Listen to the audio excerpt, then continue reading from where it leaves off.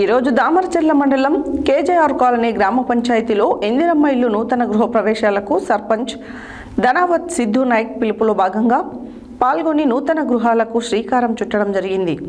ఈ కార్యక్రమంలో భాగంగా MLA BLR, MLC Shankar Naik ముఖ్య అతిథిగా పాల్గొని నూతన గృహ ప్రవేశానికి హాజరయ్యారు.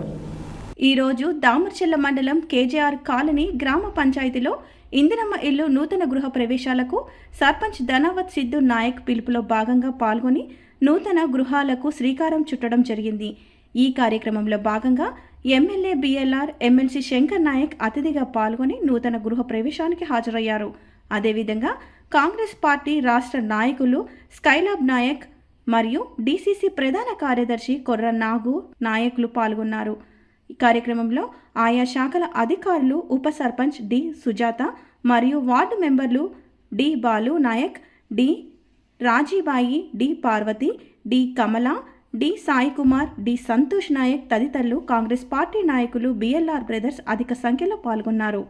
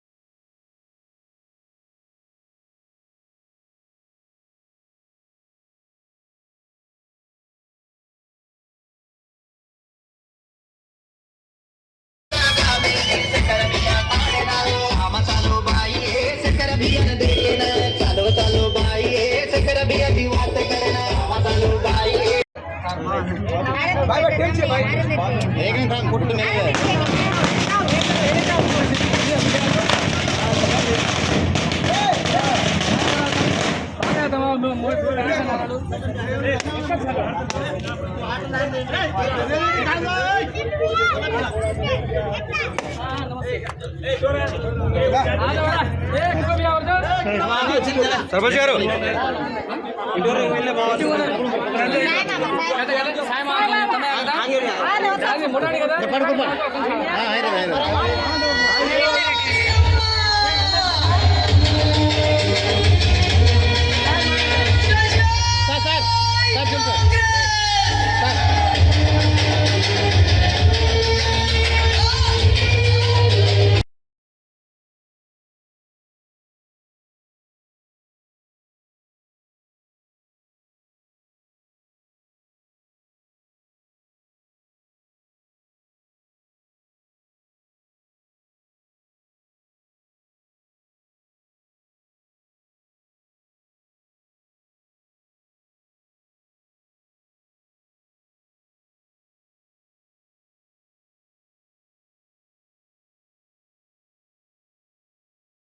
వచ్చినాక మాకు కాంగ్రెస్ పార్టీ తరఫున ఇల్లు ఇచ్చినందుకు ప్రత్యేక ధన్యవాదాలు.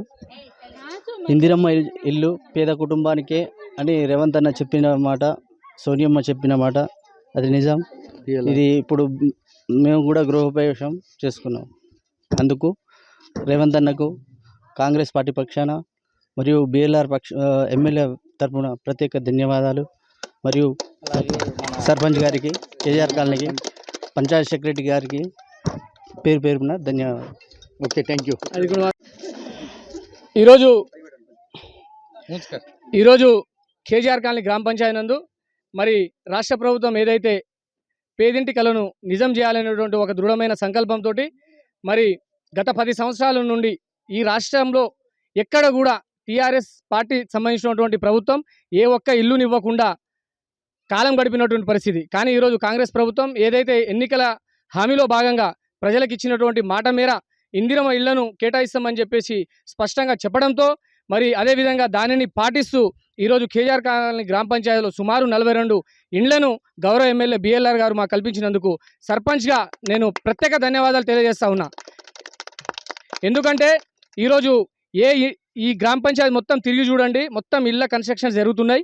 ప్రతి పేదవాడు ఏ ఒక్క గుడిసె లేకుండా, రేకుల ఇల్లు లేకుండా, నాసిరకపు అంటే ఆనాడు వాళ్ళకు ఉన్నటువంటి స్తోమతను బట్టి తక్కువ మొత్తంలో కట్టుకున్నటువంటి ఇల్లు కూడా వానొస్తే వల్ల గాలొస్తే గలగల లెక్క లేచిపోయేటువంటి పరిస్థితి.